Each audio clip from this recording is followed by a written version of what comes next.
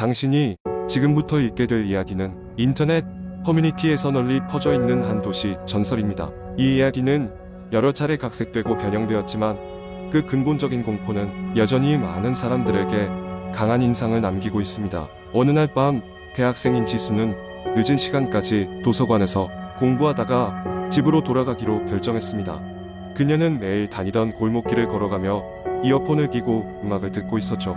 그 시간이면 대부분의 사람들이 자고 있을 시간이었기 때문에 거리는 아주 조용했고 주변은 적막에 휩싸여 있었습니다. 그 골목은 평소와 다름없다고 생각했지만 그날은 이상한 느낌이 들었습니다. 그녀는 무슨 일이 일어날 것만 같은 불길한 예감을 느꼈습니다. 지수가 그 길을 걷기 시작한 지 얼마 되지 않아 뒤에서 인기척이 들리기 시작했습니다. 처음에는 바람이 부는 소리라고 생각했지만 계속해서 따라오는 발소리는 그녀의 심장을 점점 더 빠르게 뛰게 만들었습니다. 그녀는 뒤돌아 확인해 보았지만 아무것도 보이지 않았습니다. 다시 발걸음을 옮기려는 순간 발소리도 멈췄습니다. 그녀는 이상한 느낌을 떨쳐버리려는 듯 고개를 흔들고는 무심히 앞을 걸어가기 시작했습니다. 그러나 몇 분 지나지 않아 또다시 발소리는 들려왔고 이번에는 더 가까워진 것 같았습니다. 지수는 점점 불안해지기 시작했습니다. 그녀는 이어폰을 빼고 더욱 귀를 기울였지만 뒤에서 발소리가 나는 것이 분명했습니다. 그녀는 갈림길에 서자 망설임 없이 가장 환한 대로변 쪽으로 방향을 트는 것이 안전하겠다고 생각했습니다. 그리고 집에 거의 다다랐을 즈음 그녀는 다시 한번 뒤를 돌아보았습니다. 그 순간 그녀는 도저히 믿을 수 없는 광경을 목격하고 말았습니다. 은은한 가로등, 불빛 아래 아주 작고 희미한 형체가 서 있었습니다. 그것은 한 여자의 모습이었습니다. 하지만 그녀의 전신은 그림자에 가려져 있고 얼굴만이 이상하게 빛나며 저를 바라보고 있었습니다. 지수는 심장이 멎을 것만 같았습니다. 그녀는 본능적으로 문 앞까지 달렸고 문을 열고 집 안으로 뛰어들었습니다. 숨을 헐떡이며 문을 잠그고 난 뒤에도 한참 동안 그 자리에 서서 떨고 있었습니다. 그날 밤 이후로 지수는 매일 이상한 꿈을 꾸기 시작했습니다. 꿈속에서는 항상 그 여자가 나타나 묵묵히 그녀를 바라보고 있었습니다. 시간이 지날수록 지수의 불안감은 극에 달했고 그녀는 결국 그 골목길을 지나가는 것을 피하게 되었습니다. 그러던 어느 날 지수는 친구에게 그 일을 털어놓았고 친구는 자신도 비슷한 경험을 한 적이 있다고 고백했습니다. 친구는 그 길에서 여러 번 같은 여자의 형체를 보았다고 했습니다. 그 후로 두 사람은 되도록 늦은 시간에는 함께 다니기로 약속했습니다. 하지만 그 이야기는 여기서 끝나지 않았습니다. 시간이 흐르면서 같은 경험을 하는 사람들이 점점 늘어났습니다. 한 커뮤니티 사이트에서는 그 여자에 대한 이야기가 자주 올라오기 시작했고 사람들은 그녀를 밤의 여인이라고 부르기 시작했습니다. 그녀가 정확히 누구인지 왜 나타나는지는 여전히 미스터리로 남아 있습니다. 사람들은 그저 밤에 그 골목을 다니지 말라는 경고로 이 이야기를 전하며 그 여인의 존재가 전설이 아닌 어느 정도 실제하는 공포라는 걸 느끼게 합니다. 지금 이 순간에도 그 골목은 여전히 조용히 사람들을 기다리고 있을지도 모릅니다. 당신이 혹시 그 길을 가게 된다면 뒤에서 들리는 인기척에 귀 기울이지 않는 것이 좋을 것입니다. 두 번째 이야기. 제가 이 이야기를 처음 들은 건 고등학교 시절이었어요. 당시 저희 학교는 산속 깊은 곳에 위치해 있어서 밤이 되면 언제나 깜깜하고 으스스했죠. 학교 바로 옆에는 오래되고 낡아서 사용하지 않는 기숙사가 있었는데 그곳에 귀신이 나온다는 소문이 파다했습니다. 학생들 사이에서는 기숙사에서 시험의 신이라는 이름을 가진 귀신이 나타나 학점이 나쁘거나 공부를 게을리하는 학생들을 찾아온다고 했죠. 처음에는 많은 학생들이 그저 무서운 이야기일 뿐이라고 생각했지만 시간이 지날수록 점점 많은 사건이 발생하기 시작했습니다. 어떤 학생들은 밤에 자다가 이상한 꿈을 꿨다고 했고 그 꿈에서는 낡은 기숙사 건물 안에서 시험지를 들고 있는 하얀 옷을 입은 여자가 자신을 쫓아왔다고 했어요. 깨어났을 때는 온몸에 식은땀이 가득했다고 증언했죠. 그런 이야기를 들을 때마다 저는 그저 학교 생활에 지친 학생들이 만들어낸 이야기라고 생각했습니다. 그러던 어느 날 저도 그 소문의 주인공이 될 줄은 꿈에도 몰랐습니다. 그날 저는 도서관에서 늦게까지 공부하고 있었어요.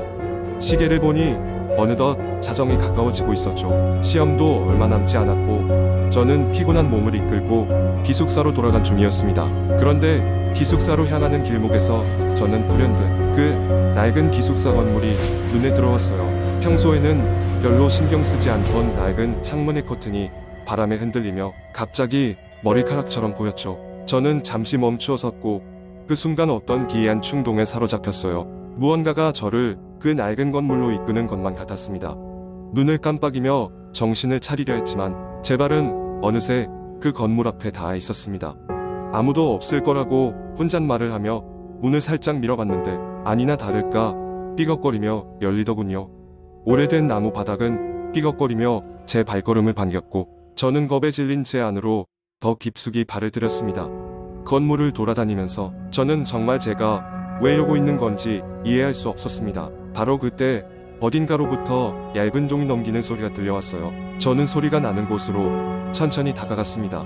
복도 끝에 있는 방에서는 누군가가 촛불 아래 앉아 있는 것이 보였습니다. 가까이 다가가자 그 여자가 고개를 돌렸고 순간 저는 숨이 멎을 뻔했어요. 그녀의 손에는 시험지가 들려 있었고 검은 눈동자가 저를 뚫어지게 바라보고 있었습니다. 그 순간 정신이 번쩍 들며 다시는 이곳에 오지 않겠다고 다짐했습니다. 정신없이 바깥으로 뛰어나오던 그날 밤의 공포는 아직도 생생히 기억납니다. 그 이후로도 몇 번이나 그 귀신 이야기를 들었지만 저는 다시는 그곳에 발을 들이지 않았습니다. 시간이 흘러 졸업 후 대학 생활에 빠져 그런 일을 잊고 지냈지만 때때로 공부에 지칠 때면 그날의 공포가 다시 떠오르곤 했어요. 그 일 이후로는 저도 모르게 항상 시험 전에는 무섭게라도 열심히 공부하게 됐으니까요. 이 이야기는 그냥 웃어 넘길 만큼 가볍지 않고 제가 절대 잊을 수 없는 경험입니다. 세 번째 이야기. 몇 년 전 나는 한적한 농촌 마을로 이사를 갔다. 도심의 분주함에서 벗어나고 싶어 선택한 곳이었다. 사람들은 친절했고 마을은 아름다웠다. 그런데 내가 그곳에 처음 도착했을 때부터 무언가 이상하다는 느낌을 지울 수 없었다. 마을 중앙에는 고대의 나무가 있었다. 사람들은 그 나무를 악마의 나무라고 불렀다. 겉보기엔 그저 오래된 나무에 불과했지만 마을 사람들은 그 나무에 대한 끔찍한 이야기를 이어왔다.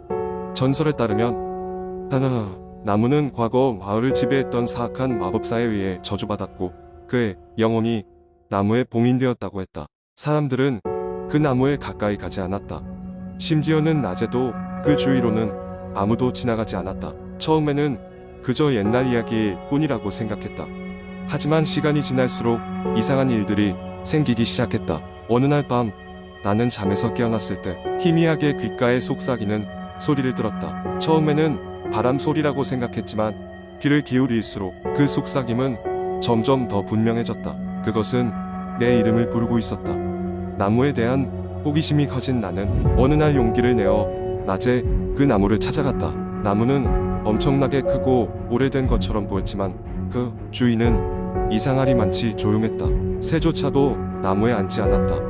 나는 그 주변을 걸으면서 무언가 이상한 느낌을 받았다.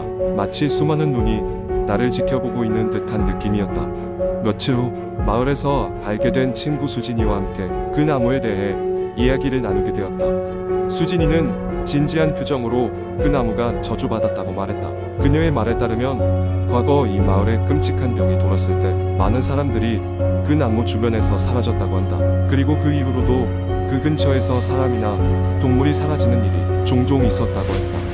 나는 그 이야기가 터무니없다고 생각하며 웃어넘겼지만 그녀의 얼굴에는 웃음이 없었다. 그녀는 아주 조용히 덧붙였다. 가끔 밤이 되면 나무 주위로 정체를 알 수 없는 안개가 낀대. 그 안개 속에서는 잘못 들어가면 절대 다시 나올 수 없대. 그날 밤 나는 창밖을 바라보며 깊은 고민에 빠졌다. 그때 창문 밖으로 시야에 무언가가 들어왔다. 그것은 마치 움직이는 그림자 같았다. 그림자는 점점 더 가까이 다가왔고 이내 내 방 창문 앞에 멈췄다. 나는 놀래서 자리에서 벌떡 일어나 밖을 보았다. 그러나 아무것도 보이지 않았다. 그 후 며칠 동안 나는 점점 더 많은 이상한 현상을 경험했다. 방전등이 저절로 꺼지거나 켜지고 식탁 위에 두었던 물건들이 사라졌다가 나타나곤 했다. 나는 점점 더 두려움에 휩싸였고 정신적으로도 지쳐갔다. 어느 밤엔 거울 속에서 낯선 얼굴이 날 바라보았고 그것은 내 얼굴이 아니었다. 결국 나는 이 모든 일의 원인이 그 나무라고 확신하게 되었다. 그리고는 무슨 일이 있어도 그 나무의 비밀을 풀기로 결심했다. 그러나 그것은 또한 고립된 마을에서의 긴 담 중 가장 무서운 결심이었다. 그날 밤 나는 손전등과 조심스레 준비한 성수를 들고 그 나무로 향했다. 한쪽 손에 검은 무늬가 새겨진 오래된 책도 들려 있었다.